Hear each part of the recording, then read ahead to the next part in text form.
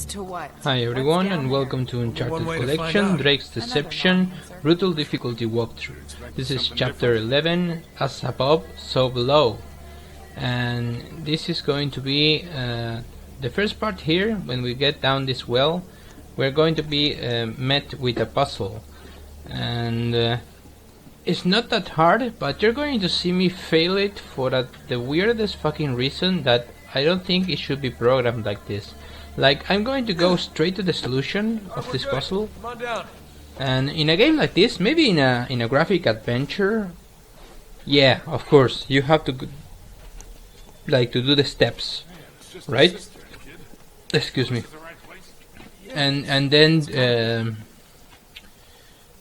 finish the thing. But here, you have to look at something in the wall before you can proceed. And I knew where the thing was, so I went straight for it. See? I'm kinda looking at it now. It's a moon, it's a half drawing of the moon. You know, this place looks familiar. Let me locate it. This is what Francis Drake sketched on the back of the map.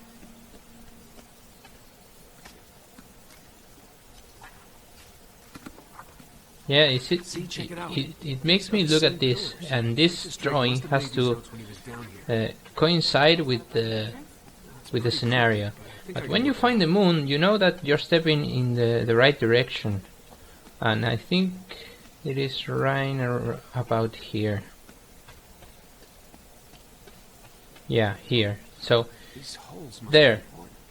That's the solution of the puzzle. How are we gonna do that? But the game wouldn't let me get it. Did you realize that? Look around, we're missing something. So first you have to read a wall. First you have to read the words of a wall that gives you the clue to where you stand. That is exactly where I'm standing now. I don't think this should have been so reclusive, like so cryptic. I mean, if I stand in the right spot and turning the paper in the right way, it should have gave it to me. So see, this is the wall, because I knew where the wall was. Can you decipher it? I'll try. So now I can decipher the wall, see, and know that I have to stand where I was just standing. So it's just everything kind of redundant. Around this place till nighttime. I'm pretty sure it's a riddle. I'll make a note of it on whatever. I'm not gonna complain. I love this game. I love this trilogy. You wouldn't mind. As a matter of fact, beautiful games, incredible challenge. Not only on crushing. I'm not dissing crushing now that I play brutal. Crushing is really hard, guys. I really think that if you want to approach this difficulty and you have to actually want to beat brutal, with or without help from my walkthrough or other people's walkthroughs, like Big Benedict's and Seraphine 17. I don't know if Seraphine is going to do Uncharted 3 or 1.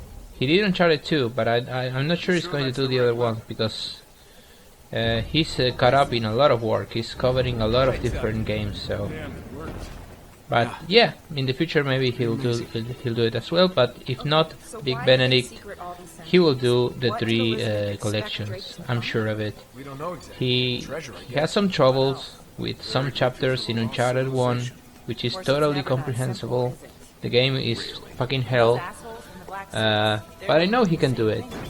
Like, I know that he can go through the 3 games because he's a very skilled player. And what's best of Big, that he may look at it like a weakness, but it's not at all a weakness.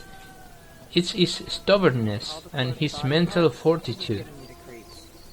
I've never seen someone try... I mean, maybe the worst part of Big, in terms of his personality, I don't really know the entirety of his life and personality. I consider myself a friend of him. I'm lucky to be his friend, but I think he's too impulsive, because he deletes the guides and he doesn't even do a backup. Because I always, when I finish a guide, the first time that I do is do a backup to my external drive. So if something happens to my PC, I have the backup. I don't have to pull hairs and say like, oh my god, I have to do everything all over again. But he's so impulsive that if he doesn't go through with something, he just deletes the entire walkthrough and deletes the older episodes. And the thing is that he will later find out that he can do it, because I know that he can. And I think everyone that is a subscriber of him knows that he can do it. But of course he must feel burned out by these games. Not specifically these games, maybe all games. Maybe he needs some little vacation away from games, watch some movies. I know you don't like movies a lot, Vic, but I don't know, do something else that you enjoy for a while. And I know that kinda I have a channel myself, and there is nowhere near as big as your channel, but I know that taking a vacation in YouTube is almost like a death sentence. It feels like a death sentence, because if you spend like 2 weeks not uploading anything, like that can be really detrimental to your advancement or your subscribers. So, but I don't know, I will say take more vacations, play more games that actually make you happy. Make you happy for playing them, even if they are challenging and punishable, and you are being punishable, punished. You are being punished. Jesus fucking Christ! And I was not yelling at you, Big. I was yelling at myself. And yeah, and oh yeah, and the best quality of Big is that he's stubborn. He's stubborn, and he doesn't quit. He knows. I think he knows that he can do it, but I don't think. Well, because he's so burned out on games and difficulties, I think this is not the best time for him to be pressuring so much, because he really do pressures his for his subscribers and for his content. He doesn't like his channel not getting new content, and so he pressures himself, and sometimes that is the bad way to play as well, because you come at a game trying to rushing to the recording to be able to get it out the fastest way possible. And when you get to a part like the water basement in Uncharted 1, that's a full stop to a walkthrough. I mean, that stopped my walkthrough. It stopped his walkthrough.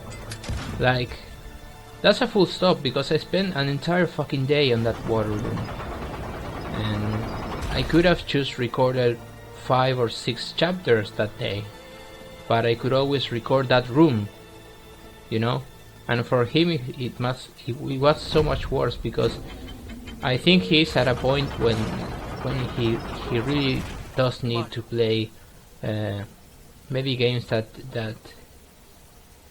give him a little more happiness and not so much struggle. I don't say, and I talked about this privately with him on Twitter. I don't say play easier games, because that wouldn't enter in his mind ever, and like start being a channel about playing games that are not that easy. I mean, he's a hardcore gamer, but I mean, Brutal is fucking brutal. Like, Brutal needs you to be ready for something that is going to punish you horribly throughout the whole game. And maybe he was not at the right time in his life to approach this difficulty, and it's not really his fault. That's why I always tell him that if he cancels a guide, it's not really his fault, but maybe as a personal advice, because I am impulsive as well, and I have learned through many times to not get as impulsive as I was before. I was truly worse than I am now, like really bad. But I learned to have some kind of peace of mind, and I have a park right close to my house that I go when I need fresh air, when I need to walk and to listen to music, and it really clears my mind. I don't have an ocean. I would love to live by an ocean or a sea, as that is the perfect setting for me, but I do have this park that I really love, and almost on a daily basis I go and spend 1 hour there, and it really I come back with another mindset, and it really helps. I don't say that you do this big, but locking yourself like for 5 or 6 hours, recording and recording and recording, and not being able to beat apart, it destroys your tranquility. It destroys your mind, and that's how you end up being so impulsive. I wouldn't dare to say how you are, because I would love to keep knowing you, but I don't know you as much. But as we are both kinda the same about the games, we take the games seriously, and for us there is not only a hobby like someone that suddenly go and play like, I don't know, like tennis or something like that in a park, or so, like spontaneously. We don't spontaneously play games. We play games because we love playing games. Our free time, when we are not working and we are not doing something else for the family, we go straight to the consoles or the PC because we love play games. The games are for us the things. You're going to see the death of me here, I think. So games are our way to disconnect from the world. So that's what happens when you have too much of the YouTube environment in your head. When the game starts to look like a job, like starts closely looking like a job, and not so much like the hobby that you used to enjoy, that's a really dangerous place to be in, because you can find yourself not enjoying games, and that's a really disconnect in the brain. Because if you find in that position, you have to reevaluate some stuff. You have to change of stuff and reevaluate some others, because games are the things that we love. We cannot let the YouTube pressure or communities or our job to take us away from it. Even if we don't raise 1 million subscribers like we would all want to, and we will become millionaires and whatever, but these people don't enjoy games anymore. It's a business, and I don't want my hobby to become a business. And I hope that everything that I said has made some reason,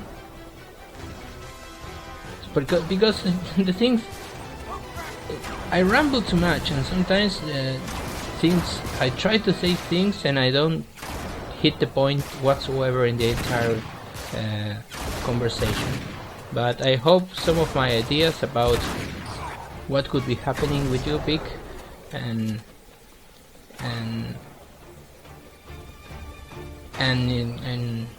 why we love games and everything else is mostly right. And as I said before, I went on this huge talk about my friend Big Benedict. Again, I know he can get through all 3 games. I know he can do it. Of course he can. He has done much worse and more difficult things than these games. The problem is that he might not be in the best spot in his life to try this game. But I don't think that's gonna stop him, because he's really stubborn. So yeah, and I love to see my walkthrough. I finish editing my walkthrough, and go to see yours. I love that. That's the different strategies, and your much better commentary than mine. And yeah, so just wanted to talk about you for a little, because I'm going to dedicate this last game to you, because you deserve it. This last walkthrough is entirely dedicated to you. So yeah, now we are chasing Talbot. This is the last sequence of the video. Sorry that I didn't talk about what's happening, but it's not really that important. We did a lot of puzzles. You saw the solutions of those puzzles. We run from spiders. You saw how you have to move and shoot through the spiders, and this sequence is just running. I don't think if you can fail this sequence. I mean, if you stay like, if you stop and you stay immobile and for a long period of time, I guess you could fail it, but I'm not sure. I never fail this. So there we go.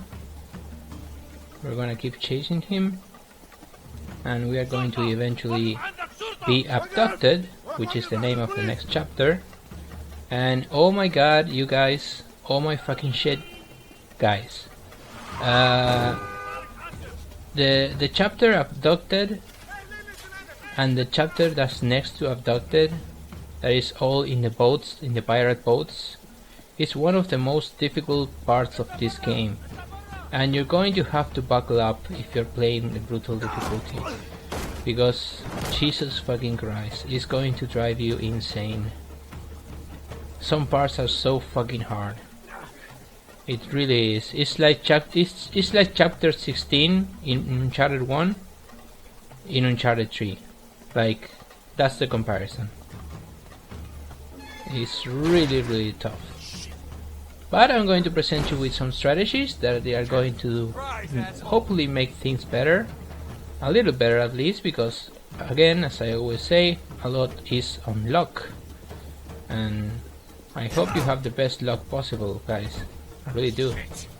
And I hope my walkthroughs are helping out, or will help you out in the future. And if you like the content, please subscribe. If you don't like the content, you don't have to subscribe. I never really say subscribe to my channel just for the sake of subscribing. If you like the content, subscribe.